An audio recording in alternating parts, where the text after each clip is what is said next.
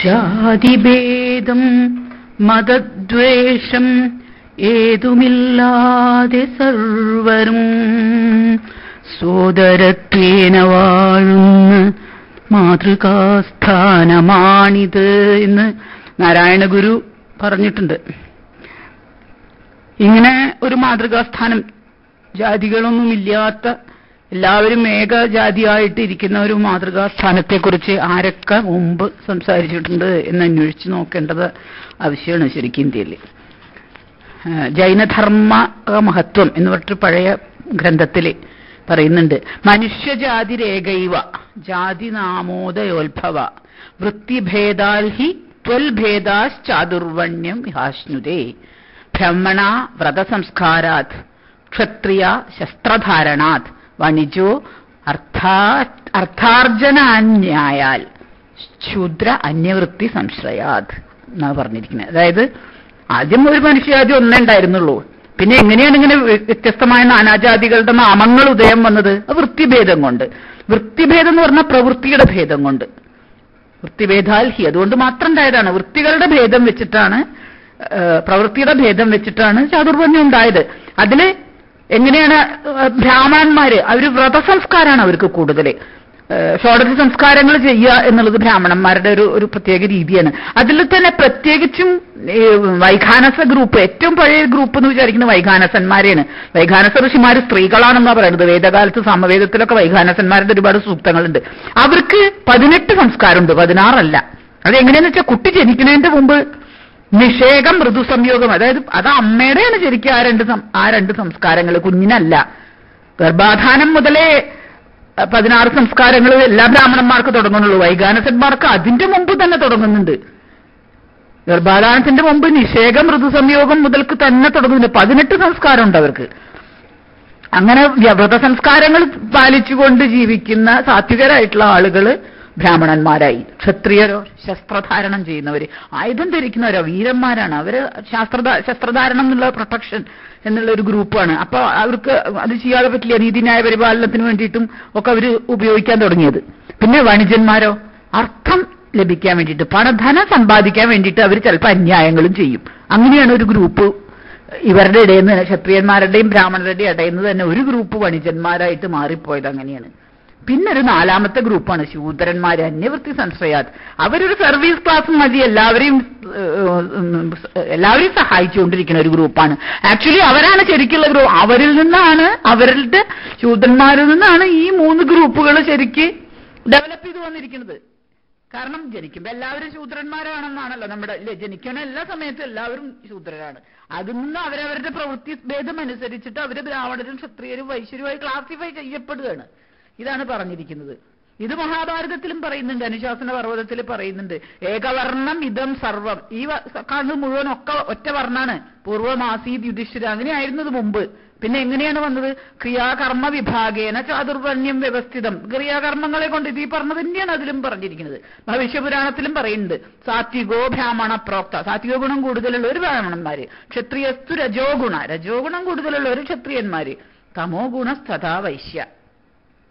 അപ്പൊ സാത്വികന്മാരായിട്ടുള്ള ആളുകൾക്ക് എന്തായിരിക്കും കാര്യങ്ങൾ ചെയ്യുക? അവർക്ക് ഏറ്റവും ഇഷ്ടം പഠിക്കുക, പഠിപ്പിക്കുക, ലേണിംഗ് ആൻഡ് സ്വാധ്യായം ചെയ്യുക, അത് പഠിപ്പിക്കുക, മറ്റുള്ളവർ. ആ ടീച്ചിങ് ക്ലാസ് ആണ്. അവർ ഭയങ്കര ഒരു സാത്വികരായിട്ടുള്ള വളരെ ശാന്ത ഗ്രൂപ്പ്, ശാന്തരായിട്ടുള്ള ആൾക്കാരാണ്. സാഖ്യപ്രകാരം ശാന്തന്മാരാണ് ബ്രാഹ്മണന്മാർ എന്നുള്ള.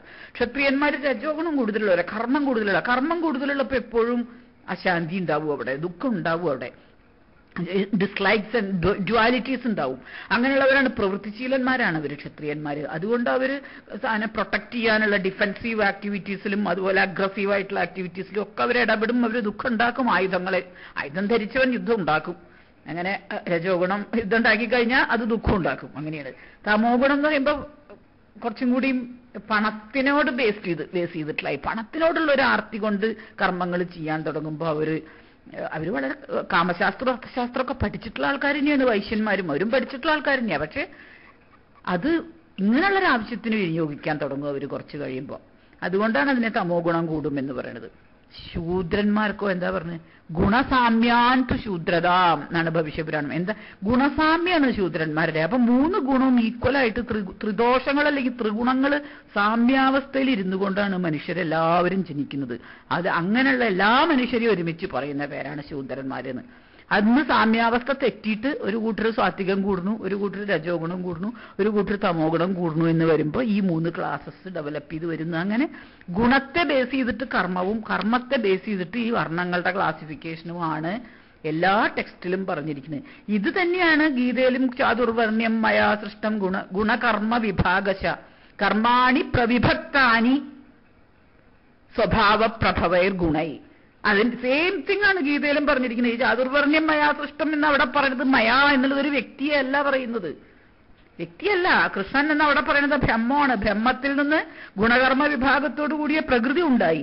ആ പ്രകൃതിയുടെ ഗുണമനുസരിച്ച്, സ്വഭാവങ്ങൾ അനുസരിച്ച് കർമ്മങ്ങൾ പിന്നെയും പിന്നെയും വന്നുകൊണ്ടിരുന്നു. ആ കർമ്മങ്ങളുടെ ഏറ്റക്കുറച്ചിലുകൾ അനുസരിച്ച് നാനാവിധത്തിലുള്ള ക്ലാസിഫിക്കേഷൻസ്, ജൈവ വിഭാഗങ്ങളും ഒക്കെ ഉണ്ടായി വന്നു എന്നാണ് പറയുന്നത്. അത് ഇറ്റ്സ് ഇവല്യൂഷൻ തിയറിയാണ് അത് ശരിക്കും. ഇനിയിപ്പോ ഇത് സംസ്കൃതത്തിൽ മാത്രമേ ഉള്ളൂ? ചോദ്യം വളരെ പ്രസക്തമായൊരു ചോദ്യം. ഇത് സംസ്കൃതത്തിൽ ഈ 4 ക്ലാസിഫിക്കേഷൻ സംസ്കൃതത്തിൽ മാത്രമല്ല മറ്റു ഭാഷകളിലും ഉണ്ട്. പിന്നെ സൗരാഷ്ട്രീയന്മാരുടെ ഭാഷയിൽ ബ്രാഹ്മണൻ, ക്ഷത്രിയൻ, വൈശ്യൻ, ശൂദ്രൻ എന്നുള്ളതിന് പകരം ഐര്യംണ, വീര്യൻ, ഖൈത്തുഷ്, ഗോവാസ്ത്ര എന്നാണ് പറഞ്ഞിരിക്കുന്നത്. ഐര്യംന എന്ന് പറഞ്ഞാൽ കൂടുതൽ സംസ്കൃതത്തിനോട് സാമ്യമുണ്ട് അതിന്. ആര്യമാവ്, മിത്രൻ, എല്ലാവരുടെയും മിത്രമായിരിക്കുന്ന ആര്യമാവിനെ പോലെ, സൂര്യനെ പോലെ മിത്രനായിരിക്കുന്ന, സർവർക്കും വിശ്വത്തിന് മുഴുവൻ മിത്രനായിരിക്കുന്ന വിശ്വാമിത്രന്മാരായിരിക്കുന്ന ആളുകളെയാണ് ഐര്യംന എന്ന് വിളിക്കുന്നത്. ഒരു ബ്രാഹ്മണനാണ്. വീര്യം കൂടിയത്, രജസ്സുണ്ടെങ്കിൽ വീര്യം കൂടും. അങ്ങനെയുള്ള ആളുകളെയാണ് ക്ഷത്രിയൻ എന്ന് പറയുന്നത്. ഖൈത്തുഷ് എന്ന് പറയുന്നത് നേരത്തെ പറഞ്ഞ മാതിരി വൈശ്യ സ്വഭാവങ്ങൾ കൂടുതലുള്ള കൈത്തൊഴിലുകൾ ചെയ്തിട്ട്, നമ്മൾ സാധാരണ നോക്കുകയാണെങ്കിൽ ഈ കൈത്തൊഴിലുകൾ ചെയ്യുന്ന ആൾക്കാർ അവരവരുടെ ഉൽപ്പന്നങ്ങൾ വിറ്റിട്ടും ആദ്യം ബാർട്ടറായിട്ടും പിന്നെ വിൽപ്പന സമ്പ്രദായം, വ്യാപാരം, ബിസിനസ് അങ്ങനെയൊക്കെ ഉണ്ടായി വരുന്ന ആ വിഭാഗത്തിനെയാണ് വൈശ്യൻ എന്ന് പറയുന്നത്. പിന്നെ ഗോവാസ്ത്ര എന്ന് പറഞ്ഞാൽ നമ്മുടെ ശരിക്കും ഗോപാലൻ എന്ന് പറയണ മാതിരി ഇടയവർഗം, വാണ്ടറിംഗ് ട്രൈബ്സ്, ഒരുതരം കന്നുകാലികളെയൊക്കെ മേച്ച് അങ്ങനെ ജീവിക്കുന്ന ഒരു സാധാരണ ഒരു ഇടയവർഗം. അതിനെയാണ് ഗോവാസ്ത്രം എന്ന് പറയുന്നത്. അതിനെയാണ് ശൂദ്രനോടെ പറയണമെന്നുള്ളത് വളരെ രസകരമായ ഒരു സംഭവമാണ്. ഈ സൗരാഷ്ട്രീയൻ ഭാഷയിൽ, പഴയ അറബി ഭാഷയിൽ, അറബി പേർഷ്യൻ ഭാഷയിൽ ഈ 4 തുല്യമായിട്ടുള്ള വാക്കുകളുണ്ട്. എനിക്കത് പ്രൊനൗൺസിയേഷൻ എനിക്ക് ശരിക്കും അറിയില്ല. ഞാൻ പ്രൊനൗൺസിയേഷൻ അറിയില്ല, പക്ഷെ ആ വാക്കുകൾ എനിക്ക് പറയാം. അത് പ്രൊനൗൺസിയേഷൻ അറിയുന്നവർ ശരിയാക്കിക്കോളും. ഇല്ലും ഉൽ അൽബാല, ഈ 2 വാക്കുകളും ഉപയോഗിക്കുന്നത് ബ്രാഹ്മണൻ എന്ന തത്തുല്യമായ അർത്ഥത്തിലാണ്. ഉൽ അമിർ എന്നുപയോഗിക്കുന്നത് റിച്ച് ആൻഡ് കമാൻഡിങ് പേഴ്സൺ എന്നുള്ള അർത്ഥത്തിലാണ്. അത് ക്ഷത്രിയനെയാണ്. സുറ എന്നുപയോഗിക്കുന്നത് വൈശ്യനെയാണ്. മുസ്ദോർ എന്നുപയോഗിക്കുന്നത് ശൂദ്രനെയാണ്. ഇത് തന്നെ കുറച്ചുകൂടി സിംപ്ലർ ഫോമില്, സിംപ്ലറായിട്ട് ഉപയോഗിക്കുമ്പോൾ ഈ വാക്കുകളെ ആലിം എന്ന് പറഞ്ഞാൽ ബ്രാഹ്മണ സ്ഥാനത്തും, അമിൻ അല്ലെങ്കിൽ അമിർ എന്ന് പറയുന്നത് ക്ഷത്രിയ സ്ഥാനത്തും, ഫാജിർ എന്ന് പറയുന്നത് വൈശ്യസ്ഥാനത്തും, മസ്ദൂർ എന്ന് പറയുന്നത് ശൂദ്രസ്ഥാനത്തും ഉപയോഗിക്കുന്നത്. അപ്പൊ ഇത് എല്ലാ ഭാഷയിലും, ഏത് ഭാഷയിലും ഇത് കർമ്മത്തോടും ഗുണത്തോടും ബന്ധപ്പെടുത്തി തന്നെയാണ് സംസാരിക്കുന്നത്. അതിപ്പോ ഒരു പ്രത്യേക ഭാഷയിലത്തെ ഒരു വിഭാഗത്തിനെ മാത്രം എടുത്തിട്ട് നമ്മൾ അതിനെ അങ്ങനെ വിചാരിക്കേണ്ട ആവശ്യമില്ല. ഇന്നും അതില്ല. ആലോചിച്ച് നോക്കിയാൽ ഇന്നും നമ്മളുടെ ജനങ്ങളുടെ ഇടയിൽ ക്ലാസിഫിക്കേഷൻ എടുത്ത് നോക്കിക്കഴിഞ്ഞാൽ കൂടുതൽ സാത്വിക സ്വഭാവത്തിൽ ഉള്ള ആളുകളുണ്ട്, കൂടുതൽ രാജസ സ്വഭാവമുള്ള ആളുകളുണ്ട്, കൂടുതൽ താമസ സ്വഭാവമുള്ള ആളുകളുണ്ട്. ഇതൊക്കെ ഇന്നുണ്ട്. സാമ്യാവസ്ഥയിലുള്ള ആൾക്കാരും ധാരാളം ഉണ്ട്. അപ്പൊ ഇതൊരു ജനറൽ ക്ലാസിഫിക്കേഷൻ എന്നുള്ള നിലയിൽ ഉപരിയായിട്ട് ഇതിനെ വല്ലാതെ ഇങ്ങനെ അങ്ങോട്ടും ഇങ്ങോട്ടും ദേഷ്യപ്പെടാനും അങ്ങോട്ടും ഇങ്ങോട്ടും ചീത്ത പറയാനും ഉപയോഗിക്കേണ്ട യാതൊരു ആവശ്യമില്ല എന്നാണ് എന്റെ അഭിപ്രായം. അങ്ങനെ എടുത്താലേ, ആ ഒരു രീതിയിൽ നമ്മൾ ഇതിനെ ശരിക്കും മനസ്സിലാക്കിയാലേ ഇത് മാതൃകാസ്ഥാനായിട്ട് വരുള്ളൂ. മനുഷ്യൻ ഏക ജാതിയിൽ പെട്ടതാണെന്നുള്ള മാതൃകാസ്ഥാനം ആവണം എന്നുണ്ടെങ്കിൽ അതിന്റെ പ്രോപ്പറായിട്ടുള്ള അർത്ഥത്തിൽ നമ്മൾ എടുക്കണം. എല്ലാവരും കൂടി ബ്രാഹ്മണരെ ചീത്ത പറയണം, ബ്രാഹ്മണിസം എന്ന് പറഞ്ഞാൽ അവരെ ചീത്ത പറയാ, ബുദ്ധിസം എന്ന് പറഞ്ഞാൽ ഇവരെ ചീത്ത പറയാ, അങ്ങനെ ഓരോരുത്തരും മാറി മാറി മാറി ചീത്ത പറയേണ്ട യാതൊരു കാര്യം ഇതിലില്ല. നമ്മളെല്ലാവരും ഒരുപോലെയാണ്. വി ആർ ഇന്ത്യൻസ് എന്ന് പറയേണ്ട ഒരൊറ്റ ഇന്ത്യൻസ് ആണെന്നുള്ള ആദ്യം നമ്മൾ ഡെവലപ്പ് ചെയ്ത് കഴിഞ്ഞാൽ then you think about the global way. ഞാനൊരു ഗ്ലോബൽ സിറ്റിസൺ ആണ്. ആദ്യം ഇന്ത്യൻ സിറ്റിസൺ ആവുക, പിന്നെ ഗ്ലോബൽ സിറ്റിസൺ ആവുക. ഇത്രയും നമ്മളെ കൊണ്ട് ചെയ്യാൻ കഴിയുള്ളൂ. കഴിയണ കാര്യങ്ങൾ, അവനവന്റെ കൊക്കിൽ ഒതുങ്ങണ കാര്യങ്ങൾ, ഓരോ വ്യക്തിയും ചെയ്യേണ്ട കാര്യങ്ങൾ, മറ്റൊരാളെ കുറ്റം പറഞ്ഞിരുന്നിട്ട് ഉള്ളത് നശിപ്പിച്ച് കളയുക എന്നുള്ളതാണ് നമ്മൾ ചെയ്തുകൊണ്ടിരിക്കുന്നത്. ഇതിന് എന്തെങ്കിലും ഒരു അറുതി വരുമോ എന്ന് എനിക്കറിയില്ല. പക്ഷെ വന്നാൽ നന്നായിരിക്കും എന്നൊരു ആഗ്രഹമുണ്ട്. അതായത് അദ്വൈതത്തിന്റെ പരമമായ ലക്ഷ്യം സർവചരാചരങ്ങളെയും, മനുഷ്യനെ മാത്രമല്ല സർവചരാചരങ്ങളെയും ഒന്നായിട്ട് കാണുക എന്നുള്ളതാണ്. ആ ശാന്തമായ, ഏറ്റവും പരമശാന്തമായ ആ അദ്വൈതാവസ്ഥയിലെ, സർവചരാചരങ്ങളെയും ഒന്നായി കാണുന്ന അവസ്ഥയിലെ ഈ വക എന്തെങ്കിലും ഡിഫറൻസസ് നമുക്ക് പരസ്പരം ഉണ്ടാവുമോ? ദേഷ്യമോ അങ്ങനെ എന്താ പറയുക, പാർഷ്യാലിറ്റികളോ പക്ഷഭേദങ്ങളോ ഒന്നുമില്ല. Everything is the same. മനുഷ്യജാതി എന്ന് പറയുന്ന ഒരു ജാതിയുടെ അപ്പുറത്ത് ലോകത്തിലെ സകല വസ്തുക്കളെയും ഒരുമിച്ച് ഒരു ജാതിയായി കാണാനാണ് ഒരു ജാതി, ഒരു മതം, ഒരു ദൈവം എന്നുള്ള വാക്കുകൊണ്ട് ഉദ്ദേശിക്കുന്നത്. അത് വാക്കുകൊണ്ട് പറയലല്ല കാര്യം, അത് റിയലൈസ് ചെയ്യുക, അതനുസരിച്ച് ജീവിക്കുക. അതൊക്കെ വളരെ പ്രധാനമാണ്.